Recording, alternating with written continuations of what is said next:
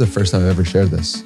Wow. Welcome to your new life. God. Okay. This is the truth of how you get better as a human being. You want more money. You want better relationships. You want more miracles in your life. This is what you need to work on. I was lying to myself that getting 1 million downloads per month on a podcast is the actual thing that would light up and feed my soul. It was not. What fed my soul is telling the truth, especially in the places that I didn't want to tell them. Reliance on external validation, I think, resonates with every single person on this podcast. And if not, you're full of shit. I've never thought about this before, but I pray that people have lower standards for the external things. See, the thing that I had for me, if I made $10,000 a month, I was rich. If I had 10,000 followers, that meant I was famous. And my standards were so low that it allowed me to hit them quickly, to be like, oh, this isn't the game. You're finding out at 28 what I found out at a much later age. I just love the process of this. Because what is the process? The process is the present moment. Just to dig a little deeper on this awakening you had, how did it shift career, like making money? With the retreat, I think I've made more money in a weekend than I've ever made in my entire life. Why? Because it's the deepest part of my truth. I'm experiencing something that I wish every human could experience. People are transformed. What? They go through a breakthrough. They go through a massive shift. Seeing this allowed me to understand life in a completely new way and allowed me to elevate so quickly. The more you tell the truth, the better life gets.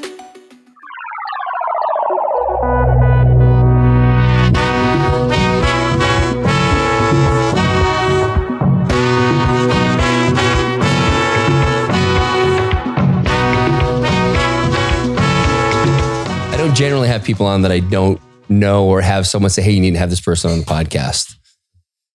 And Lindsay spoke up. She's like, oh yeah, I recently started following him. Like he's special. He's different. And so like, all right, like figure out how to like put us on an email. And then one thing led to another and this happened.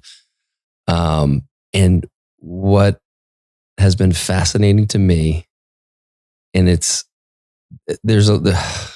as I was researching and preparing, there was so much that was coming through.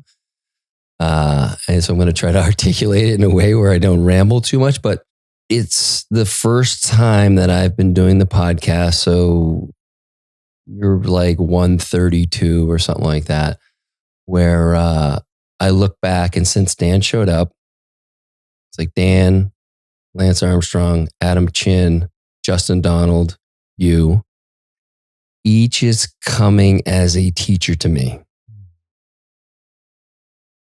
It's like that old saying, this is the first time I actually thought about this. When the student is ready, the teacher will appear. Here I am, 52, you're 28. And I'm laughing. Yeah. And that's like what's so beautiful about it. It's like I have so much to learn about you and your process and what you've done. I've got my headphones on. I forgot to take them off. But everyone has shown up to teach me something. And I know on a very just base level, you know, in my mind, you're like the king of research. And that's one of your gifts. I do some research. But I'm excited to learn like what don't I understand about research and how can I be better at this? Because since these episodes, I feel like I've shown up in a way that I haven't before. And really I think one of my gifts is to create a safe space, to be curious, to allow the guest to be vulnerable and know that I'm not trying to trick them into saying anything that they wouldn't have said on other podcasts, but generally they'll share things that they haven't shared before. And afterwards, like, whoa, bro, I've never talked about that before. And in the conversation, it didn't seem weird. It was just a really beautiful flow. And so I've really kind of presenced myself with that. But there's this layer of research where I know I can really mine gold in these conversations and really allow the guests, because for me, the podcast is about my learning and unlearning. And so I love having people come on and share their stories, but I really want the guests to come away with a better understanding of who they are. And I think that is also something that you really pride yourself on. And I think that is such a gift. So that's a bit of the intro, folks. I have Danny Miranda on here. And like I said, the kid is 28, but he's an old soul and he's been on a bit of a journey lately. And I feel like, I'll let him speak about it, but he's popped out and I've spoken about recently. And, the last 3 weeks, my life has completely changed. I've popped out, from my midlife crisis, my tunnel, whatever it is. At your age, I don't know, you'd call it a midlife crisis, maybe an early life crisis, but you have so much to share. And I'm just super grateful for you showing up today. And when I saw you, it was just like, of course, this is my guy. Yeah. I totally felt the same exact way immediately after meeting you. And it's so funny you talk about the research being the thing that I'm known for. And I appreciate the kind words. And I've completely stopped doing research. Let's go. Okay. Talk to me about this. And I also, I'm curious. One of the things was, I've heard you talk about doing too much research and not enough. Yeah. And so now, what comes to mind is this concept of enough structure to leave structure. So you've done enough research where it's like, I'm good now. What I've realized is that I've started researching myself and I have everything I need in every moment to be exactly who I'm supposed to be, to help people learn about themselves. And so the research was coming from the place of an insecurity. Mm-hmm. I want you to like me. So I'm going to research you. Versus today, there's no need for anyone to like me who comes on my show. There's just a feeling of, I love you as a human being. And from that love, you can understand yourself better. Okay. What the fuck happened for this shift? Because that's not you necessarily wake up one day, or maybe you do wake up one day. I don't know. I don't want to make any assumptions. But that's a major shift. And it's not just, it's not up here in the mind. There is a shift on a soul level in your heart. There's something that happened. Yeah, there's a lot of things that happened. The first place that really started opening up for me is I would go on these walks. And around Austin, I live downtown in Austin. And I would randomly, quote unquote, randomly bump into one of my friends. Her name is Elle Beecher. She actually hosts a walk herself every Saturday morning at 8 a.m. at Banu Coffee on Congress. And I would bump into her. And every time I would bump into her, I would learn something about myself. We would spend 6 hours just going into our own insecurities. I would give her an insight about her. She would give me about, and we would both grow together. And this happened for months. Until eventually she says, I have a friend named Talia. And Talia sends me a message.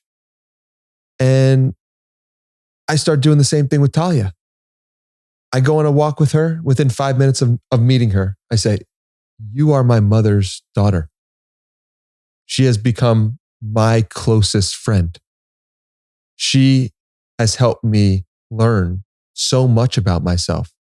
We've done exercises and processes, but what we really do is we tell the truth to one another about how we are showing up and what it means.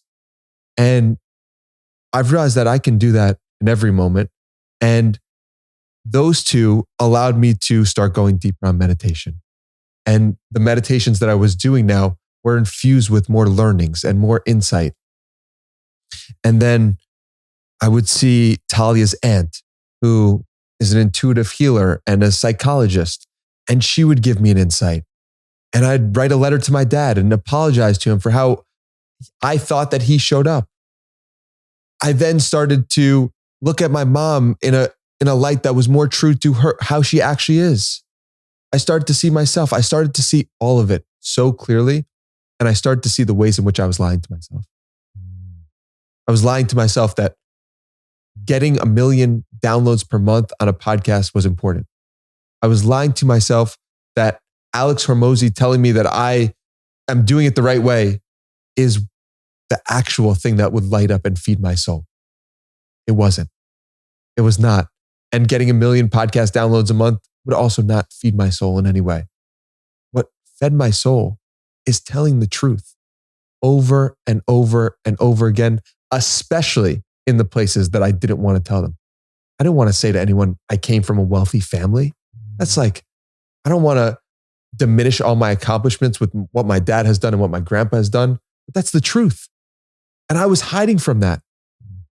And when I started to dip into the deeper truths that I was avoiding, the things I was pushing away, I started saying, I don't need to research people because I don't need Alex Hormozi to be my father figure when I have my actual father instead.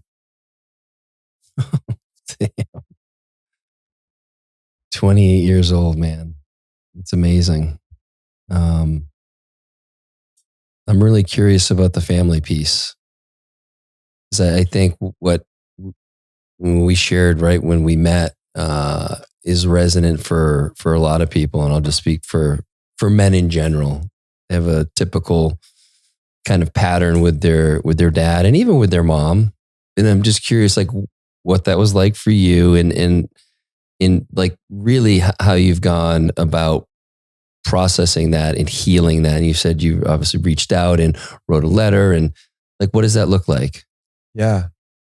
So it's such an important journey for people to go on, because even the person who feels like they had an amazing childhood likely had something that they would have changed or made different. And I think that people often say, I had a great childhood, as a way to not look at the truth of the situation and to look at their needs. For my dad, he was a very disciplined guy, and his work ethic is really strong. I think he's been sick 2 days and taken off 2 days of work in maybe 40 or 50 years. And he instilled that discipline and that work ethic. I'm really grateful for that. And what I felt like I lacked from him was the emotional intelligence, the emotional piece of, hey, you're on the right track. When I wanted to talk to girls, it would be like, I wanted to come to him, but I didn't feel comfortable to, because I felt like he couldn't give me what I needed in that moment. And I don't even know if that's actually true, but that was my perception in the moment. And my friend Talia really helped me see the truth of what I felt like I lacked as a child. That when my dad asked me to take out the garbage, it was always with the perception was in myself was, this guy just, it can never be enough. It really can never be enough. Mm. And that understanding of, it's all good, Dad. It's all good that it can never be enough for you, because you are enough for me. Mm. And realizing that the very things that I mentioned before, the feeling of the lack of emotional intelligence, the feeling of the lack of guidance or assurance, that was actually what I'm here to do. Mm-hmm. I'm supposed to be the masculine who is able to guide, lead people, and be present to my emotions as they arise, so that I can give that gift to others wherever I go. What's it like with mom? So if you feel like your dad is a lack in some way, for me, my mom was on a pedestal. Yeah, she had to carried protect. the water. And I would come to her for emotional support. And she's an incredible woman, incredibly in touch, incredibly able to give guidance, incredibly wise with her counsel. And the best description I could give her is probably the Wendy Rhodes. If you're familiar with the show Billions.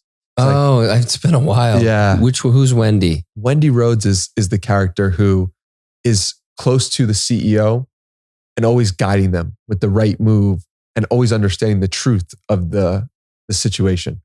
And so my mom served as that for me in my own life.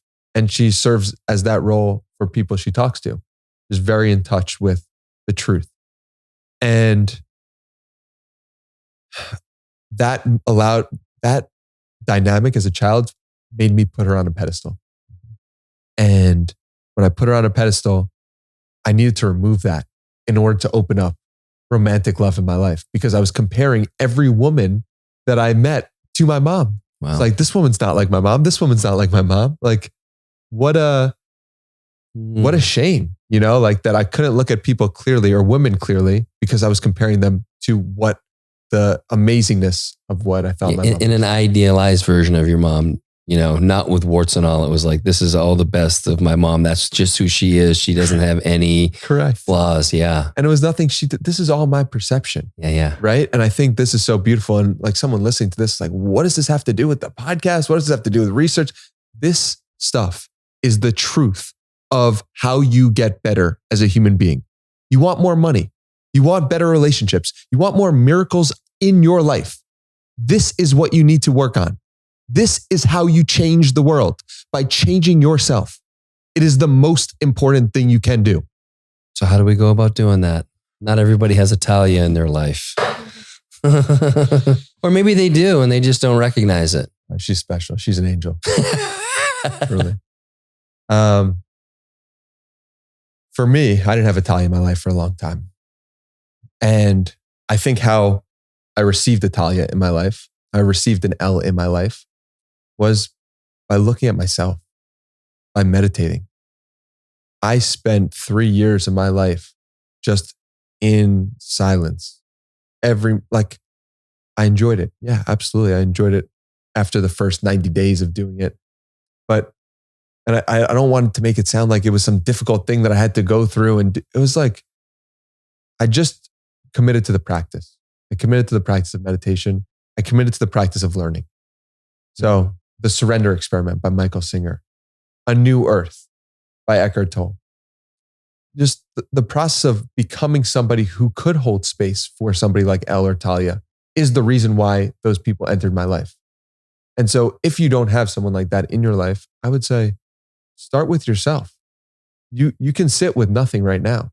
Even if there's chaos in your life, even if everything around you is going absolutely insane, you can tap into your inner world right now.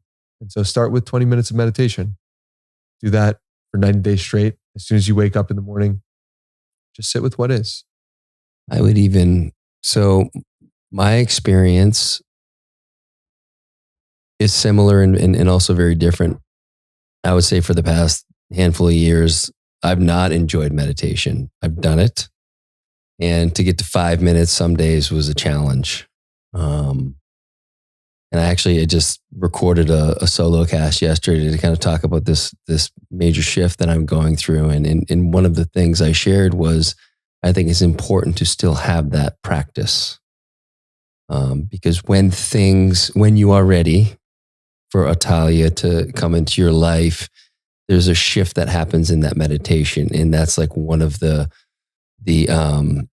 signals that, kind of all that, the kind of blocking and tackling you've done, the unsexy work, and it's hard. And it's for some people it can be really grindy, and it could be like I noticed like my workouts were not that frequent and they weren't that challenging, but I was getting out there. I was trying to do something. And it's like all these different practices that I think provide kind of fertile ground for what wants to emerge. It's important to continue in that, even when, as you said, you're in chaos and like you feel like you can't find stillness. And when you find stillness, it's really fucking uncomfortable, because then you got to sit with like the shit show that you view your life in that moment. And a lot of that is story. It's based on what's happened in the past and the anxiety of what, the catastrophizing of what's going to happen in the future. And again, I just only speak from my own experience with that. And it's like when everything was ready, everything coalesced, people came in my life, I had done my own work, I had the courage to question enough things that this kind of new version of me emerged. And the meditation practice, which was challenging for 5 minutes, is now 30 minutes of deep connection for the first half of everyone in my family. And it's something that I've never been able to tap into. And now I look forward every morning when I wake up to go sit at my altar and to engage in that. And then to sit with my purpose, and then what are my 25-year goals? And then what are my 12 annual goals? And this is framework that I learned from Dan, which like blew my mind. It was such a simple structure, and it's given me so much direction. Because when you, again, I'm getting a little off track here, but when you have, I believe when you have these big 25-year goals, I know one of your goals, I don't know if it's 25 years, I'm guessing it's probably shorter than that, is to sell out MSG, 19,000 people. 763. 19,763. There you go. So just shy of 20,000. When you have that vision and you have 100% clarity on it and you have 100% belief in it, the decisions you make every day orient you towards that. Everything becomes binary. Is this getting me closer to that or is it not? And then it becomes easy. The mind comes out of play and the intuition, the heart, the gut, whatever you want to call it, knows what the yes is and what the no is. And I think in the past 3 weeks, my life has become a lot more simple, and there is so much that is coming out. And I didn't realize that those two things could happen together. Usually when my life was simple, there was not much shit going on. And so again, everybody's going to have their own relationship with meditation. And, for those that struggle, I just keep showing up to the altar or whatever the space is that you find. And the best you can, get comfortable with that uncomfortableness and stillness. What happened 3 weeks ago for you?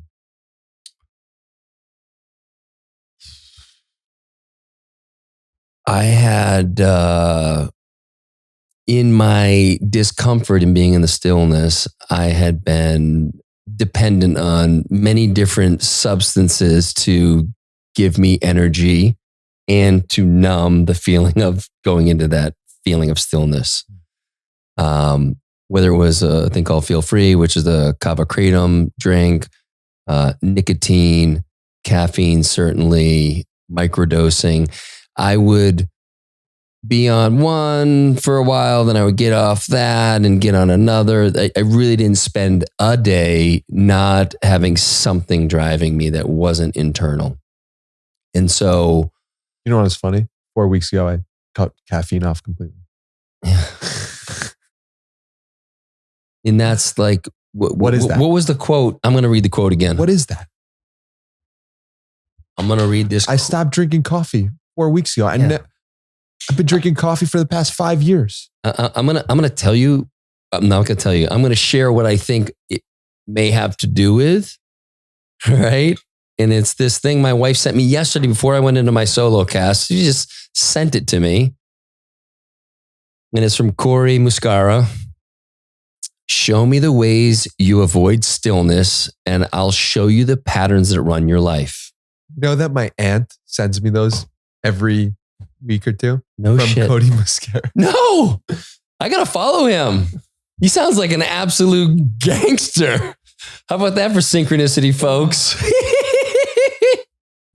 And so there's so much in that. I was not comfortable in stillness, and these things were running my life. I was still functional. I was still doing all these things. And that's the trick. Things weren't terrible. I wasn't not able to get out of bed. And I was using these things to maybe get out of bed and to just try to provide and create and it's easy to justify. Yes, I need something. Everyone does it. And so I had a dependence on it. And I committed on February 8th. I think that was 3 weeks ago today. I said, that's the last day. The last day I'm going to do it. And Dan was in the day before, I believe. And the next couple of days were hard because I didn't have any. My energy was low, but that's what needed to happen for my energy to start to rise. And then by day 3, I was fine. And fuck, man, it's been like a rocket ship. And it's like I've done some microdosing, and it doesn't touch me. at all. Like it's again, without trying to get too woo-woo here, but it's like I'm operating at a vibration that these things, they just operate at a lower vibration and it doesn't touch it. And so today is the second podcast I've done without anything. I had coffee 4 hours ago, but caffeine doesn't really hit me anymore. So that's more just for show. And so to answer your question, what happened? I intuitively knew. I had thought what's your plan, bro? You've been on these in some version for many years. 10 years from now, are you still doing this? Because that doesn't feel good. There was something in me. It was like, something's not right. And yet I was still functioning. I was still enjoying life, but there was this part of me that was waiting to emerge to like be who I'm meant to be. I was playing so fucking small, but I didn't have the capacity to play any bigger than I was. And so to answer your question, like a lot happened, but one of the main things is I took those things out that were running my life. Yeah. And so when I say meditation, I'm saying meditation so that you can uncover truths like that. Because the truth is, you didn't need the stimulants or the substances, and you could have lived without them. But you were believing, I need this to be okay. Every fucking day I woke up telling myself, even when I didn't want to do it that day, I would convince myself that I needed it to be just a little bit better. And that's important for me. Dude, I have to say, your presence is, I've talked to thousands, tens of thousands of people, 0.001%. Like you have the deepest presence and it is such a beautiful thing. I really hope people can feel it on the screen. I've been told that it's really difficult to feel the presence because like two people, they're looking at each other and a third person's looking in and it's not the same where you're talking directly to someone. I feel the energy of your being into me. Like I genuinely feel it. And it's such a gift. And you know that, I'm sure. You've been told that many times, I'm sure, because I have the same thing. And I pray that you understand that you're enough without the coffee, without any of the bullshit. Like you are enough just because you have that presence, just because God has given that to you.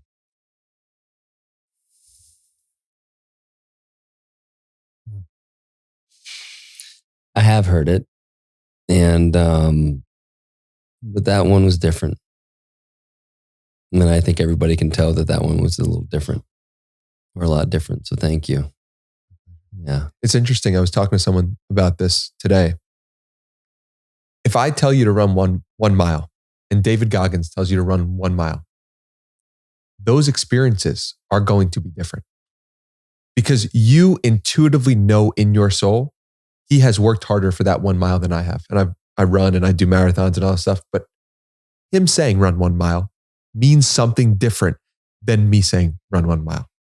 When I'm saying that to you, yes, it means something different than someone saying you have nice presence. You really like it. Just means something different. I know it. That's a well articulated. Yeah, that's why it's different. It's you live in that space and you know what the opposite feels like. And yeah. And I'm sure like me, you don't really concern yourself with like caring about any of that. But it's like, oh, that's interesting. They're using a different playbook than I am. Cool. You know, this is what I'm doing and it feels right and it feels easy. And that's, I think, why it was so challenging for me over the past handful of months to sit in this studio. I would still show up and I think I wasn't giving necessarily I gave what my best was on that day. And I think the shows were still really strong, but it wasn't easy. And I wasn't excited for them. I was ready to do them because that's what I do. And now, like, it's like I can't book enough guests. Like, I can't wait to be in this space. I leave here more energized than when I show up. And you know, it's so funny. I was just telling Lindsay, I was looking through my Instagram feed for the longest time, it's just been trailers of the show. And I've recently, in the past 3 weeks, just started sharing a lot about just my journey and some fucking quirky, funny things. And also just to unburden people with the shit that like I was thinking and just like, look, like I fucking get it. And this is why I get it. And it's not prescriptive. This is my journey and trying to have fun with it. But I was looking through the feed and I was, there's a trailer where me and my friend Jared Picard were, where we had an episode. And if people just go to Instagram, look at my profile and go down to that episode, I look like fucking death. I am fucking pale, dark circles. I'm kind of sitting back like this. It was like, bro. And it's like, that's where I was. And I didn't know it. How long ago? This was in November. What? I was struggling. What? Yeah, buddy.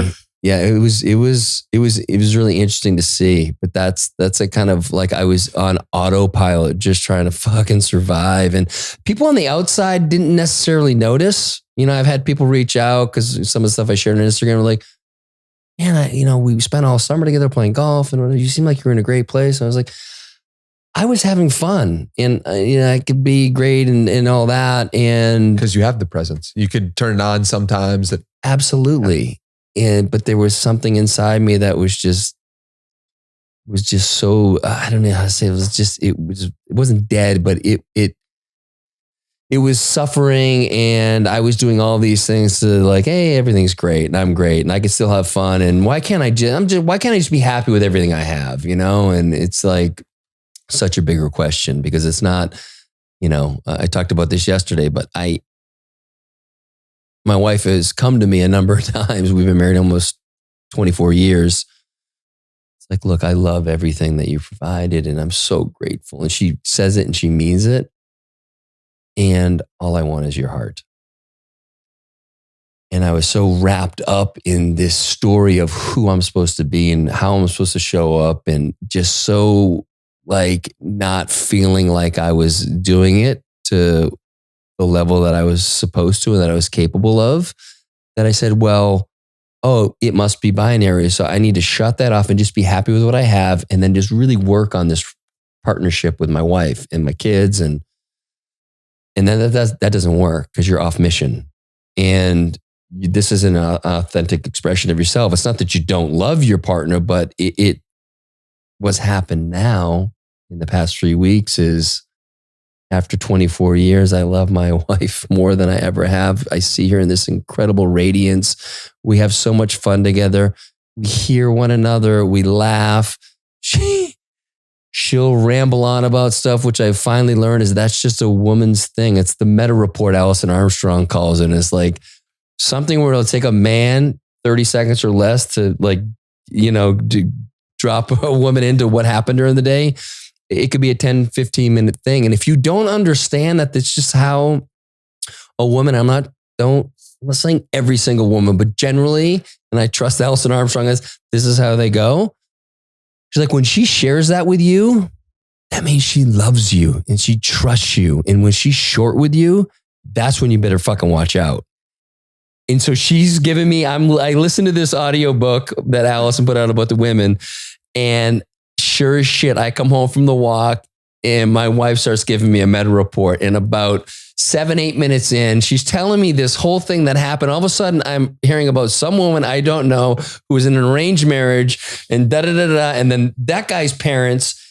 And I'm like, I just start laughing. She's like, what's so funny? I go, you're giving me a meta report right now. And it's so funny to finally see it and appreciate it and be able to laugh. She's like, what's a meta report? And I explain it to her and she laughs. And then she continues to go on with the meta report. And I'm like, this is awesome. And I was thinking about this morning when I was meditating and I was thinking about her and I just started to laugh having us in that situation. It's like, God, that used to be so fucking annoying for me. It's just like, land the plane. Like, come on, I've got shit to do. And it's like this whole self-important thing. And when you don't recognize that that's her way of reaching out and just sharing everything about her life, fuck, what a relief. Yeah. Wow. Wait, so I don't buy that this all happened 3 weeks. Bro. In the sense of like, is you just cut out all the shit and you became in touch with God? Like, what else? I can't explain it. What happened before? There were things that certainly, like that fertile ground was, I had been working with a coach who, it started out as an HRV. He's my coach Salim starts out, he's like HRV. We're going to work on things to like boost my HRV. So a lot of health related stuff. And then like, as we go deeper down, it's like, okay, let's start unpacking stories. Why do you feel like you need to show up? Why do you need those? Have the substances, but I just want to like, why do you feel like you need to be on? Well, okay, why do you need to be on when you're around your guys? Why do you need to be on? Like, why can't you just be? And without judgment, holds beautiful space. And so there's been a lot of work around that. And I've done a ton of therapy before. So I have, a lot of kind of understanding of that, but it was starting to land. And I did a trip to South Africa in January. My buddy Boyd turned 40 and he invited 12 of us on this incredible 4 or 5 day expedition through the wild coast of South Africa. And it was a ceremony without medicine, and something awoken in me there. It was like, I'm ready to start gathering the men again. So I'm the guy who kind of coordinates that. And I was like ready to be around men. And then I just started reading all these books on these expeditions to Antarctica, down the Nile and the Amazon, like deep sea divers, and it just like courage. And like, there was something in me was like, bro, you need to, this isn't gonna, you're not gonna be able to, it's not like I'm trying to go to Antarctica, but like, you're not gonna be able to do any of the stuff you want to do if you're still on this, you're beholden to these things. And so I think that was a big thing that gave me the courage to say, you need to change this now, or you're going to be stuck here for a long time. And then I guess, these things coalesced to, I just picked that day, and wouldn't you know, I didn't realize this until a couple weeks later. That night, so I had my last feel free. I was smoking volcano bags. You know what those are? The volcano, it's like a vaporizer where you put like tobacco, tea, and herbs. Some people put cannabis in it. It's not my thing. And it vaporizes smoke into this big balloon, and you just kind of smoke the bag. And we do it to hang out, but I would do it like when I was doing work because it get the nicotine and it feels good and all that. But I was fucking on it. And, I had completed all that, and I got a voice memo from a friend who I hadn't talked to in at least a year. Someone who I hold in incredible regard, and a incredible medicine man, space holder. And he said, hey, I was just thinking about you. I'm gathering some men for medicine. And I just thought, maybe you'd be interested. And I've had a handful of experiences with heroic doses of mushrooms. I've had a couple experiences with 5-MeO-DMT, San Pedro, various others, but I hadn't had the opportunity to sit with ayahuasca yet. And I've felt deeply called to it off and on for the past probably 4 years. And it just never aligned. And so I just trusted that. And son of a bitch, the night of the day that I stop that stuff, that comes in. And so when I reflect back, it's like, talk about getting woo, it's like the medicine started to work right then and there. And so I've been in that ceremony, which is happening later on, this spring, summer already. And so I think I'm already being guided by that. And so what was interesting is I started to question like, well, do I even do the ceremony now? Because I got the clarity I needed. It's like, oh, motherfucker, you got through a lot of the shit right now. So now this ceremony has the opportunity for me to really be intentional. What I noticed when I was in South Africa, it was really difficult. My friend Boyd is an incredible guide, mentor, coach, just an absolute wizard. And so each day we would start with a prompt. What do you want to leave behind? Stuff of that nature, right? Who do you want to be? And it was really hard for me to come up with something. I was searching. I couldn't feel it. So I was up in my head, just like, what makes sense? What kind of aligns for where I am? And like, it wasn't until there was one moment where I was able to really tap in, and it was through a meditation that we had done. And it's like, oh, okay. But I really struggled with that. And so I just feel a great clarity going into this ceremony that I'll be able to, not just simply say, show me what I need to know, because I feel like that would have been my answer. And I don't think there's anything wrong with that. But I think giving the medicine more clarity on like why I'm there is just, it's infinite. And so I feel really inspired by that. I feel like I don't know anything about medicine. I haven't done any work with that, but my intuition is that there's a sense of like, when you clear your own stuff, it gives you the ability to create on top of that. So when the stuff is cleared, you cleared the coffee, or you cleared the substances, now you get the opportunity to create. And that's you stepping into a grander vision. Fuck yeah. And that's what it's felt like for 3 weeks. It's been, yes. Poor Lindsay. Sometimes I got to go work out to just fucking calm my energy down, because there's so much that wants to come through. Mm-hmm. And yeah, I don't know if you've experienced this, but I was a 7-8 hours a night type of guy. Now it's 4 or 5. I'm waking up at 3 o'clock, 3:30, 4 o'clock. And it's like, I got to get up because there's stuff coming through. And 3 hours of sleep right now. Yeah, right? No coffee, no caffeine, nothing. Yeah. Just pure God's energy coming through me. Yeah. It's fascinating.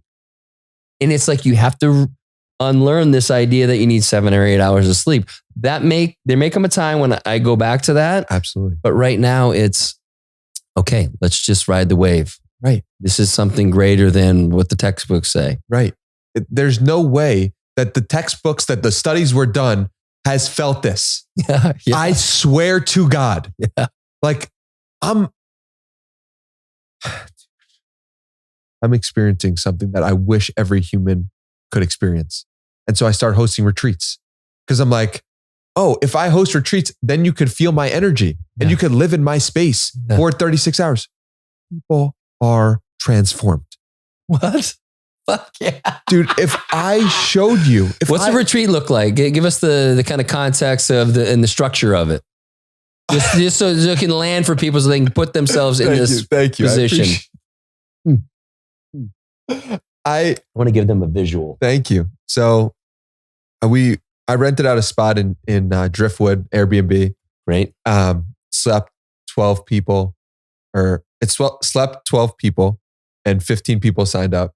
So I slept on the couch. I was one of the 15, and my video king, Pablo, my editor, he slept on the couch as well. By the way, does he have any room on his dance card? Because I heard you talk about him. He's fully booked. Full time. Okay.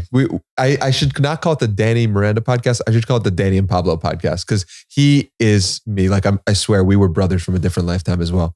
I met him for the first time this past weekend, and he ran the marathon with me, and he came to retreat, and he's just first time speaking to him. We've been texting for a year. I've been sending him money for a year. He's been sending me clips for a year. And this first time we met, I was just like, oh, it's brother. Like, he gets it. He's deep. He understands it. And he's from Colombia. Does Pablo have another brother? Who can do that? Because I was listening to a podcast that you were on. I forget the guy's name, which was I felt like I learned a lot about you in a certain area.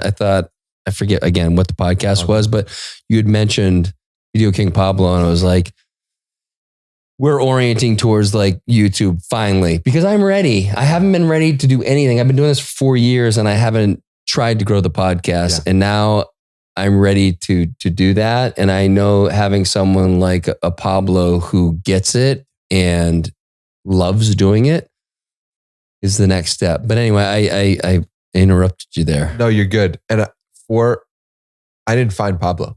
He found you, yeah. He found me. And I think that's an important piece. It's like, you want someone who deeply gets it, and deeply gets you, and deeply understands your presence, and deeply could feel that the way you're going is going to involve them, and they could see themselves in your world. So that's how. So this is a call to action. Anyone out there who is enjoying, inspired by the podcast and is dope at video clips for YouTube and YouTube Shorts, like, let's play ball. Send us some stuff. Where should they send? Yeah, send it to my Instagram, cal.callahan, or Lindsay, what's the best? cal@thegreatunlearned.com. Amazing. Bam. Thank you for that, Danny. My pleasure. Retreat. Driftwood. 15 for 12. Danny boy on the couch.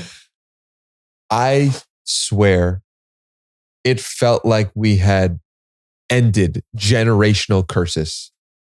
There were no substances involved, strictly love. And we started going around the room. And first of all, I'm welcoming everybody in. Welcome home. Welcome home. You're home. Just the same way you greeted me is how I'm greeting people. Because the truth. And then we get around in a circle, we do a meditation. And I ask people to share their name and something they're slightly nervous to share. Immediately. I mean, tears start coming. Life starts flowing into people. I mean, the deepest stories of, I shared that I was nervous that there was 15 people there in 12 beds, but people went immediately to the real shit. And dude, it just created this beautiful space of just love and compassion. And there were so many angels who were there, just people who were just loving unconditionally. And I was like, these are the people that listen to my podcast. These are the people who resonate with my message. Yes. And what a beautiful reflection. And so it was a lot of meditation. It was a lot of talking. It was a lot of understanding ourselves better with prompts and with meditations. And I was amazed at the amount of learnings that came where I was completely not there, quote unquote, right? Where I had just said, this is what we're about. This is what we're doing. This is why we're here. And these are some things I've learned. And but the real healing came from people who were talking to other people and serving as the coach that person needed in that moment. And it was a lot of following the intuition. I could tell you have an amazing intuition. You really do. I could just feel it. I know it. So I was just following my intuition in every moment. Okay. This person just had a major breakthrough right here. Okay. We're going to gather everyone right here because there's something about what happened here and they're going to explain that. And then we're like, that led to another person being like, they're in the hot seat. They feel that. They go through a breakthrough. They go through a massive shift. And that person's inspired by that. They go separate ways. And now they're talking. People are sharing things that they've never shared with anyone in their entire life. And I'm just so in awe that I've found something that I love doing, that impacts people at a deep level, that God has allowed me to serve as the facilitator in this way. And I'm going to do so many of these. Yeah.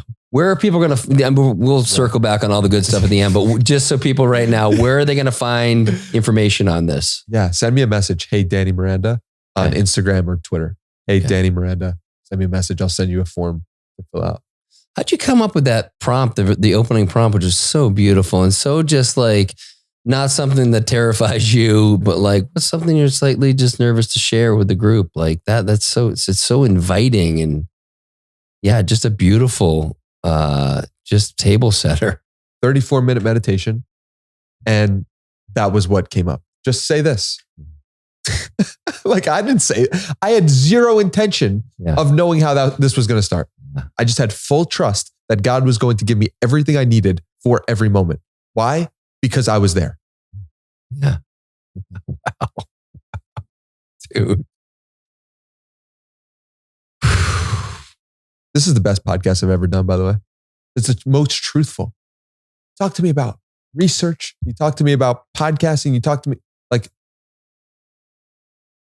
there's a level of truth that you will only go to on a podcast that you've explored yourself first. Why would you share something about yourself that you are nervous to work through?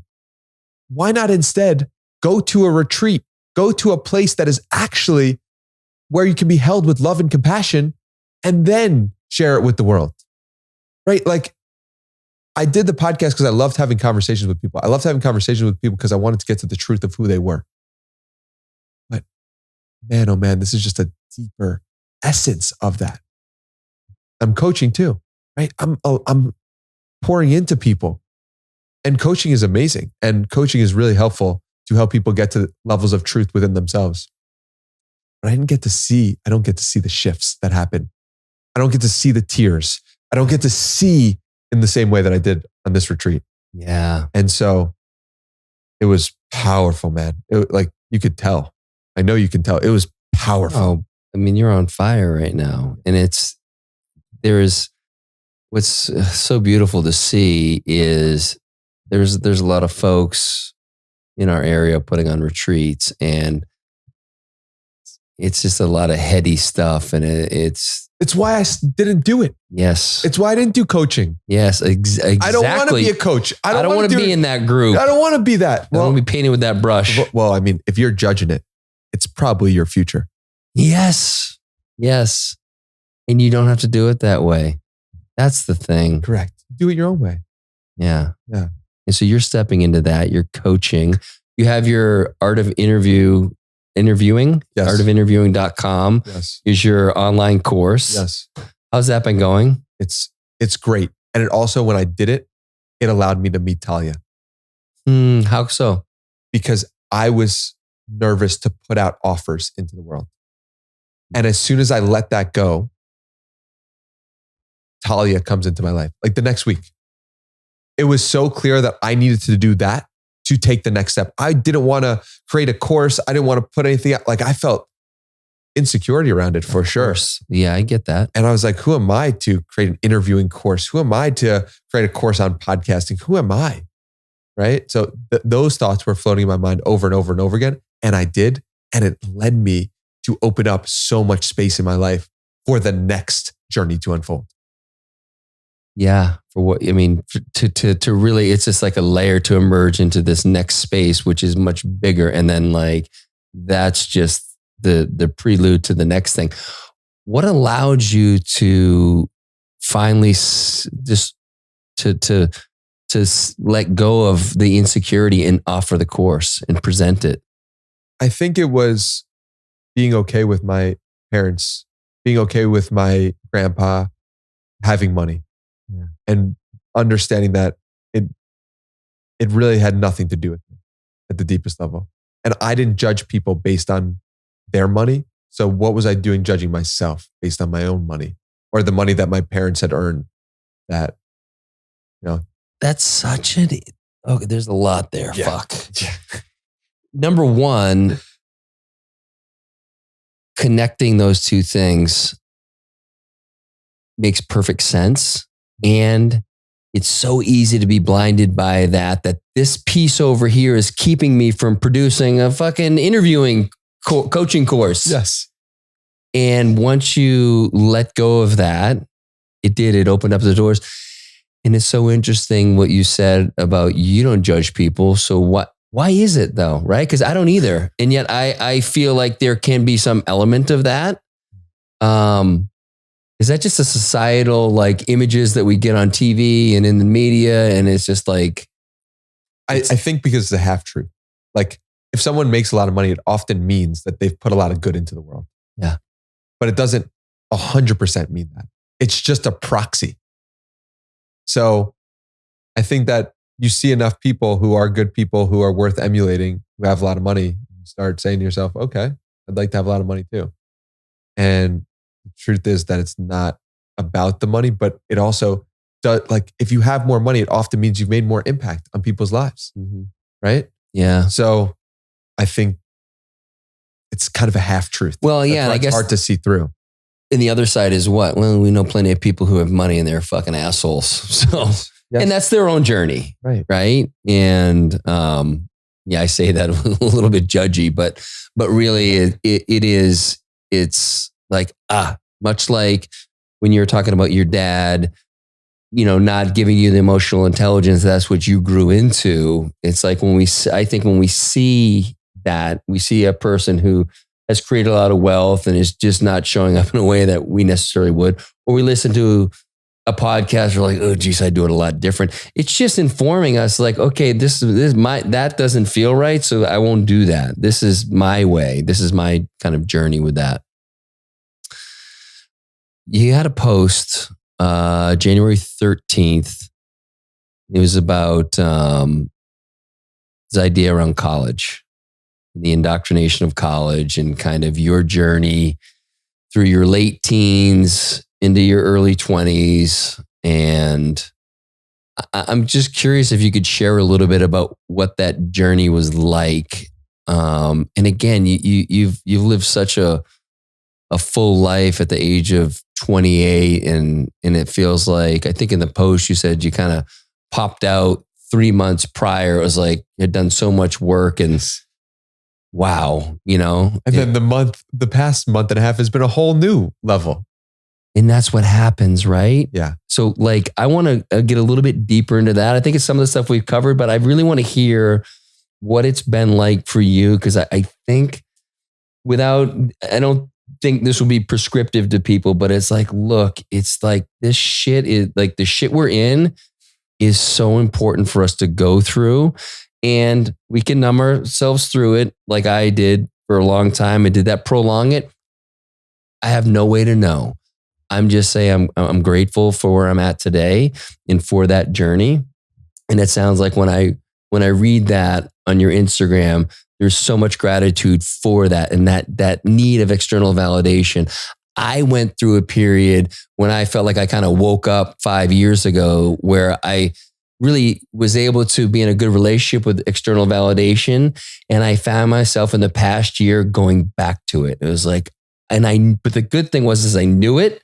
I didn't know necessarily what to do about it, but I was aware of it. It's like, oh bro, you're acting like you used to act. And so something's not right with you. There's something you're feeling like, and it was that I wasn't enough. Yes. And I was showing up a little bit differently. I was being a little bit manipulative. I was being a little bit like strategic. And it was like, I just felt icky. And I could just feel my energy around certain people. It was just like, that's just not fucking me. And that thankfully is in the rear view mirror. Yeah. But again, I'd love to hear your, kind of your journey through this. Yeah. So it's funny you mentioned January 13th. I didn't realize that was the day that I wrote that post. I didn't put it on Instagram because January 13th was also the day that I wrote the letter to my dad. Of course it was. To let him know.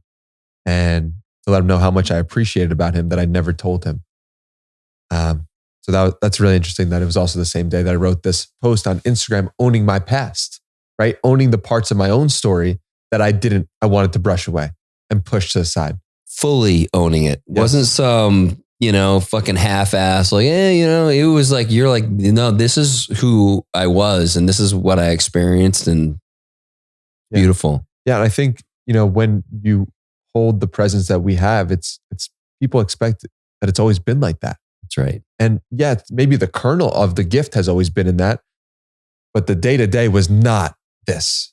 The day-to-day was not anything close to really tapping into the present moment. And so what I went through in college was just, when I look back on it, it's so clear that I just was living in a lie, my own lie, that I was scared to tell the truth about, hey, mom and dad, I don't want to go to college. Hey, mom and dad, this doesn't feel like the appropriate path for me. I was scared to have that conversation because that would mean to them that they would be looked at as bad parents. And I didn't feel comfortable bringing that to them. So I did it, and I paid the price for it. I went into drugs. I went into gambling. I went into alcohol, women, anything to not listen to the truth. The truth that I felt all throughout college was, I'm not supposed to be here. Yeah. And God was like, okay, you can choose that if you like, and you will suffer the consequences. And so I did. And I made great friends, and I had a great time on the outside. I had a great time, but I didn't have a great time on the inside. And so you were basically saying what I just said about this past season for me. It's so amazing. Two completely different things, the same experience. Yeah. Love that. Of course. And so I mean, I'm just really grateful to not be in that place anymore. And I'm really grateful to serve as a guide for people who might be thinking about going to that place.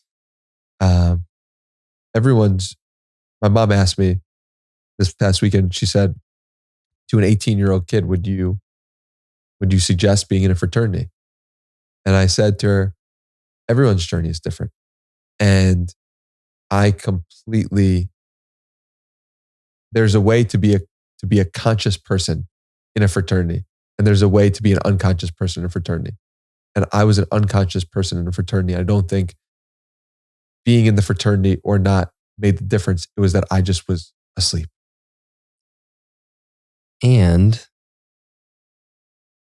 maybe that's exactly the journey you needed to have. Correct. Yeah. That's exactly what I told her. I said, the journey for that person and me giving guidance to that person is like, absolutely. If that's the path you want to go down, to be unconscious and unawake and do things, like, go for it. That's part of your dharma. That's part of your path. If you want to have 1 million followers on Instagram and you think that's going to solve your hurt, and we all are laughing, and probably someone's laughing right now in the podcast, they're like, if I just had 1 million, it would be okay. Yeah. And if you want to go down that road and get 1 million followers, I'm excited for you. Like, God bless, genuinely. If you want to make $1 billion and that's your path, God bless. But see, the thing that I had for me is that my standards for what I wanted for being rich and famous were lower. Yeah. If I made $10,000 a month, I was rich. If I had 10,000 followers, that meant I was famous. And my standards were so low for those things that it allowed me to hit them quickly in the grand scheme of things, to be like, oh, this isn't the game. Yeah. And so I've never thought about this before, but I pray that people have lower standards for the external things. That's a great point. I haven't thought about that before. And the idea is that you hit it and you're just like, you find out way sooner that this isn't it. That's it. Because you're finding out at 28, you found it out earlier than that, actually. You're 28 today. Mm-hmm. What many people, maybe never find out, but what I found out at a much later age, in my late 40s, and it's like, oh, this isn't it. Yeah. And then, you kind of go into some sort of existential crisis. But when you get these, and there are these little kernels along the way, there's like, you thought this was it, it's not it. And it's like, what's interesting is what comes to mind is I had Lance Armstrong on recently, and he talked about, like, of course I loved winning the Tour de France, but that wasn't it. I loved the process. I loved training. I loved being over by myself on the hills in Nice, like just training. It was peaceful. It was, meditative. And like the tour itself was chaotic. And it's like, once you win, there's this big party and everyone's around, everybody wants a piece. And it's like, I don't want to be back on that hill by myself. Yes. And it's a version of that where it's like, if you can just, and that's what he said. He said he just, with what he does now with investing and even his training now, it's like, just kidding. I just love the process of this. Because what is the process? The process is the present moment. That's it. Fuck. I'm curious, just to dig a little deeper on this awakening you had, with this reliance on external validation, I think resonates with every single person on this podcast. And if not, you're full of shit. But like, how did it shift with regards to career, like making money? Yeah. And then, you talk a bit about fitness, and then with how it relates to the podcast, like in those 3 buckets, like what is it? What did it look like? And what does it look like today? Yeah. Cal, with the retreat, I think I've made more money in a weekend than I've ever made in my entire life. Why? Because it's the deepest part of my truth. It's like, and it was so easy for you. I know. And I had this conversation today at the Run Club with someone. It's like, dude, I know you. I know exactly where you're at. And I know you're saying to yourself, I need to be okay by hitting these financial metrics and to have this body. Like, I'm telling you, I know where you're at. And also, like, just let go. Just let go of those, because you'll make more money the other way. The other way being the place full of love, the place full of peace, the place where every moment is perfect. You will make more money that way. If that's your path, maybe you won't. Maybe you'll go into the woods somewhere, but also that's great. You'll be happier. You'll be at peace in the woods somewhere where you're not happy right now. So like, let go. Let go of what you think you need to be okay. Someone asked me like, what's your vision for the retreats? And I was like, I have no clue. I know what your vision is. Keep showing up. That's it. As you. That's it. And as my friend Chase likes to say, be yourself. Everyone else is taken. Exactly. Exactly. Oh, fuck. I was just thinking about something. That Chase comment got me off what I was going to say. Oh, well. I know what it was. It's so funny. Like I've played a decent amount of golf, playing a lot less now than I was even a month ago. But bro, I've been getting my ass kicked. And we play for some money. And I've been losing a lot of money. And I've on the one hand, I've never been happier on the golf course. And again, substance free, this has been years since I've been just out there. I'm losing money, which I don't like to lose money. And I'm not playing, obviously, because I'm not playing very good golf. But I'm in such a great energy out there that I can't explain it to the guys. I'm like, I'm sorry, I'm literally that fucking corny guy who's high on life right now. Yes. And by the way, we're going to start playing for less money because I suck right now. And if you guys want me to come out here and play, I will, but I'm not going to give you what I've been giving you the last 4 or 5 times we played. Right. But it's this idea of, now I'm quote unquote making less money because I'm losing money, but it's like, it doesn't matter. There's a presence and a feeling that life is so good that's just like whatever. Right. It's just a piece of it. And I'm not married, tied and holding on to that, whatever that money is. Yeah. You're seeing the bigger picture. Yes. And the bigger picture is the map of consciousness. Go Google right now, if you've never heard of it, Maps of Consciousness.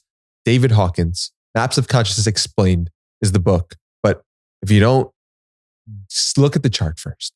Have you seen the chart? I haven't. Oh, man. And this is God. Like, this is the amazing thing about this chart is that this chart, you're a very awake guy. Mm. You're tapped into presence. You are feeling deeply. You are understanding yourself. You are so aware. And yet this map is outside of your field of awareness. Mm-hmm. So this is the map. This is my phone background. I was going to say that was easy to pull up. Oh, I've heard of some version of this. Yeah. Oh. Like, do you want to share a little bit with folks? Yeah, absolutely. So the map of consciousness that I believe David Hawkins created puts a number to different emotional states. And it moves from the bottom, shame, guilt, apathy, grief, to fear, desire, anger, pride, to the level of 200, which David Hawkins calls truth. And he said, people and things operating above 200 are true. And it's why two people can believe different things. They could both be right because they're both operating truth. And above 200, the line of truth is courage, neutrality, willingness, acceptance, and reason. And then above reason, the level of 400, 499 is where reason ends, and 500 is where love begins. So spiritual truth begins above 500. And what's amazing about this map is he's put numbers to these different emotional states. There was no way for people to track how loving am I? How at peace am I? How enlightened am I? It's like a silly question most people would ask because there's no way to actually track that until this map. And I've started to calibrate things with my fingers that actually reflect what people's energetic places are at. And talk me through that. Yeah. So Do you have any, like a book, or do you have like a book, like Bubba Boyd's? Yeah, Boyd's book. Yeah, let's calibrate it. So I hold my moment of truth. This is the most interesting thing. So I have permission to calibrate. I hold my fingers for those listening. This is the first time I've ever shared this. Wow. Welcome to your new life. God. Okay. So I hold my fingers in a kind of C way. You want to describe this? Like, how would you describe this? Your right hand is a bit of like a C where the thumb and forefinger are parallel. Mm-hmm. Yeah. So it almost looks like an alligator's jaw. Mm-hmm. And then it looks like your left hand is on top of it like a C, like a vice grip C type of thing.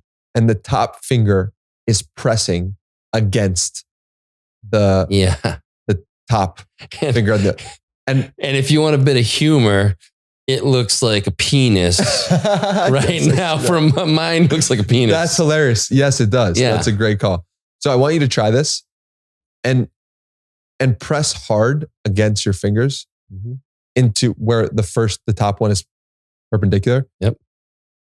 It looks like it's coming down right now. Yeah. So I want you to straighten it out. Okay.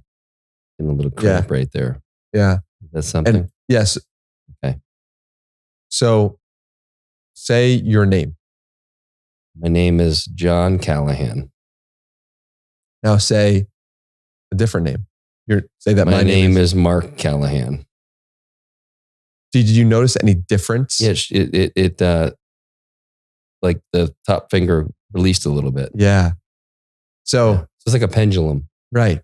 And so the basic idea behind this is that our body knows truth. Mm. And so I've done hundreds of calibrations now where I'm very in touch with what my body's feeling. And so if I were to say the Lion's Tracker's Guide to Life calibrates above 200, it's above, it's true because my finger stayed the same. This book calibrates above 300, above 400, above 500, above 600. Right there. Above 510, 520, 530, 540, 535, 536, 537. So this book calibrates at 536. I've never read this book. Yeah. Boyd Vardy, I've heard of on maybe Tim Ferriss's podcast. Yeah, that's right. But I've never read it. And so would you say after reading this book that the book calibrates somewhere between love and unconditional love / joy? Yeah, absolutely. So I've given out over 300 copies of it. Right. So I've never read the book. Yeah. I don't know what's inside of it. Well, you got a copy in your Unlearn Optimization kit, so you'll get a chance. Yeah, thank you. Point being, I've done this now over and over and over again, and I've seen how true it is. And I see books and I see resources and I see people and I see them as people, obviously, but also as their calibration. And what's the benefit of seeing someone as their calibration? It gives you more empathy for where they're at. Oh yeah. Cities are calibrated as well. It's not a judgment. That's the shift. Correct. That guy's in shame. It's like, oh, that guy's in shame. That's it. And then you start seeing cities. And it's like, okay, New York calibrates at 280. My dad also calibrates at 280. Why? He's grown up and lived in New York his entire life. How could he be any different? Austin, Texas calibrates at 570. It's like, okay, people would say the energy in Austin is different. What are they saying? The city is calibrating at a higher frequency. And so seeing this chart allowed me to understand life in a completely new way. And allowed me to elevate so quickly because I saw the truth in replacing this is crazy calibrates at 190 to God is amazing. God is amazing. The change in your body at a cellular level changed. Yes, it did. It totally changed and everyone felt that. And so 190 versus 1,000 is a completely different reality. Imagine living in the calibrations of 1,000 every moment. Yeah. I did a recording of 1,000 calibrations. You can link below if you want. And we will. It's taken over my life, this understanding. And I feel like very much that my purpose here is to spread this chart as far and wide as I possibly can, because I've seen that just seeing the chart can really help someone. David Hawkins created it, and he says that someone seeing the chart raises their consciousness by 35 points. And then when I started to calibrate different words and different people, my consciousness rose even more and more. And I would argue it's what you shared is beyond the chart. It is when you can turn it around and tap into your empathy, that's when it becomes exponential. Because that chart is super interesting. Yeah.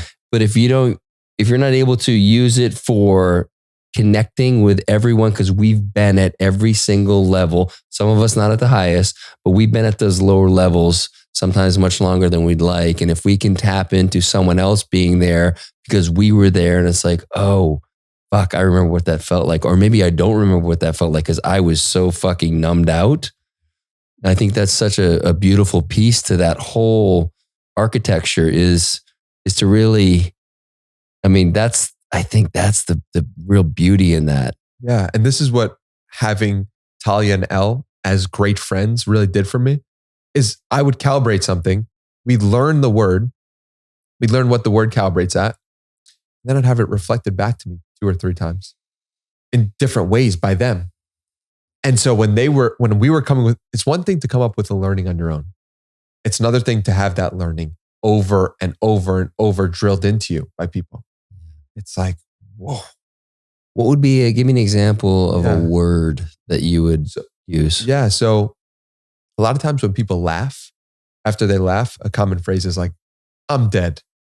I'm dying. Oh my God. Lindsay and my wife say it all the time. So I'm dying calibrates at 0. Laughter calibrates at 790. And the reason why someone says I'm dying after laughing is because they can't hold the energetic state of 790. Upper limits theory. Are you familiar with upper limits theory? Gay Hendricks, the best. Yeah. Upper limit problem. Oh. So they hit that. So explain it to people, like what it's so uncomfortable to be at 790 that they sabotage by saying I'm dead, I'm dying, and then they just drop down. It's like, okay. And they hit the average of where they're at. And it's a cool thing to be aware of. And then every time you hear yourself saying it, you could be like, oh, I'm alive. How about I'm alive right now? And me and Talia now, we say, I'm living. I laugh so hard, I'm living. Well, that sounds a lot better. Where does this stuff come from? Where does fuck yeah sit in that scale? Because that's like one of my refrains when I laugh is fuck yeah. Fuck yeah calibrates above 200, above 300, above 400, above 500. So 450, 460, 470, 460. Yeah. Okay. Yeah, like that. Yeah, that's there. We work on that. It's in a good range. That's great. I mean, above truth. It's above truth. That's exactly right. So the look on your face. Your work. It's amazing. I love that you feel inspired that this is important to share across to everyone you can, to every corner of the world. And I know, because I know you, that's like the next step in where you're heading, you know? So there's the coaching, there's the podcast, there's the retreats, there's sharing, there's showing up, there's just being you. What else are you envisioning over the next however long you want to share? I really hope to create a family. I was blessed with an incredible family who really cared about me and loved me. And I just started seeing this woman, and I feel more in love with her than I've ever felt about any woman ever. And I really feel like the love that I have for her and the love she has for me can heal the world. Okay.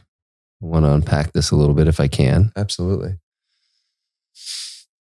It happens to coincide with a lot that has shifted with you. Yeah. It's a reminder that this work that we're doing is important.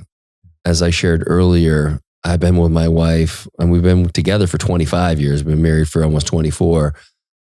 I love her more today than I ever have. And I see her, I believe how she wants to be seen in her radiance, in her beauty. That happened within the last month. This isn't like, it felt overnight. So I'm curious, in any detail you want to share, like what happened? Yeah. What happened? And I appreciate you saying that and reflecting that, because it can seem very jarring for someone to hear that. I'm not that person. I'm a wait it out. Let's see. I hop into things and I get excited about things, but I also, there's no like rush. There's a knowing, I married my wife when I was 28, by the way. So the clock, when's your birthday? July 13th. All right. I don't want to rush you to anything. You felt that? Yeah. So it's a heavy statement to make, and it's a big statement to make, and I understand that. Yeah. And I'm happy to be on record on February 27th, 2024 to say that. Yeah. Because I feel it deeply to be true. And maybe heal the world is a huge statement, but also just like, I've seen how it heals people. Just me being with her. We met it. Yeah. I was going to say, we were fucking right there. How did you meet? Yeah. Let's go. Yeah.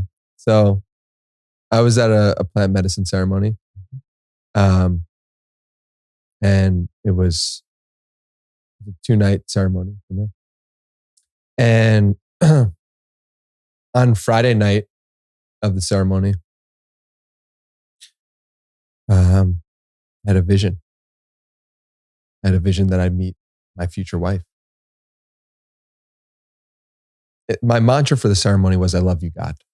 I love you, God. I love you. It calibrates at 1,000. So I figured that'd be a good place to come back to in the turmoil I'm about to go through. Brilliant. I love you, God. I love you, God. I love you, God. It was like a white light. I love you, God. I love you, God. And it goes, I love you, Jessica. Okay. I love you, Jessica. I love you, Jessica. I love you, Jessica. Who is Jessica? Is what I say. Jessica is your future wife.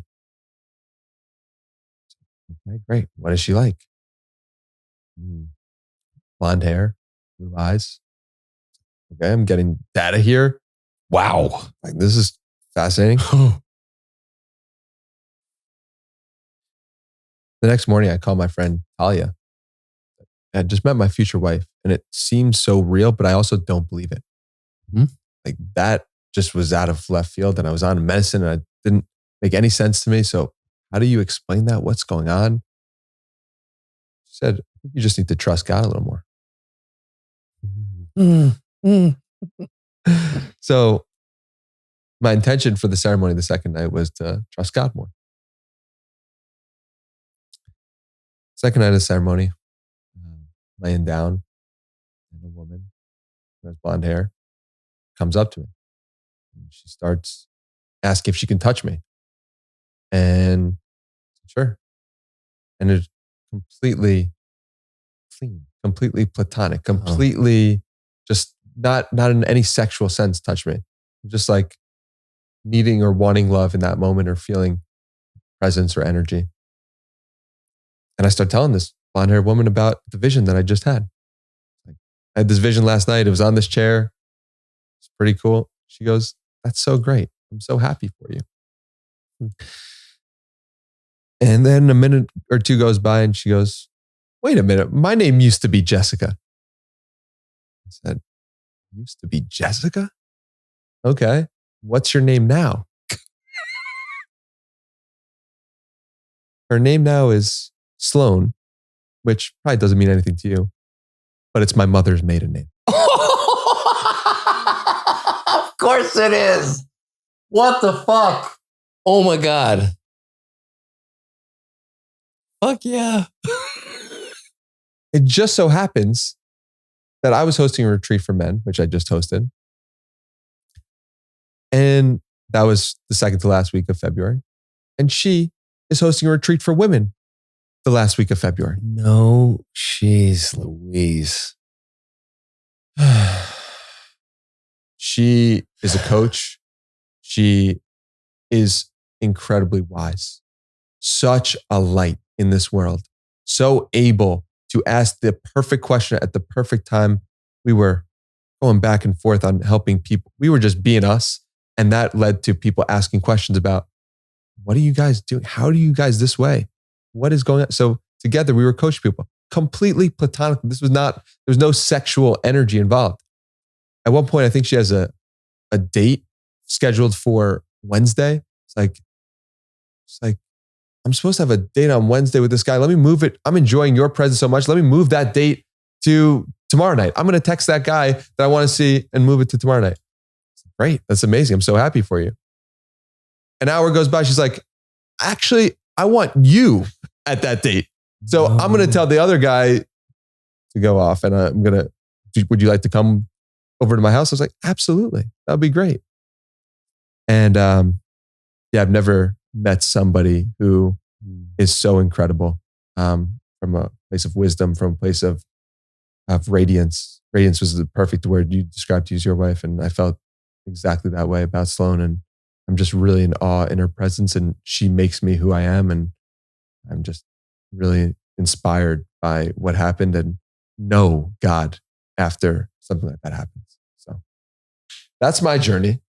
What's been going on with you in the last month? so good. Look at you. Fuck. That is so good.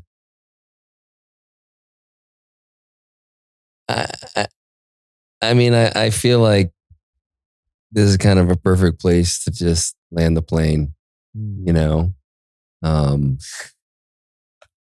We'll save more for the next time, but God, dude, you're something special.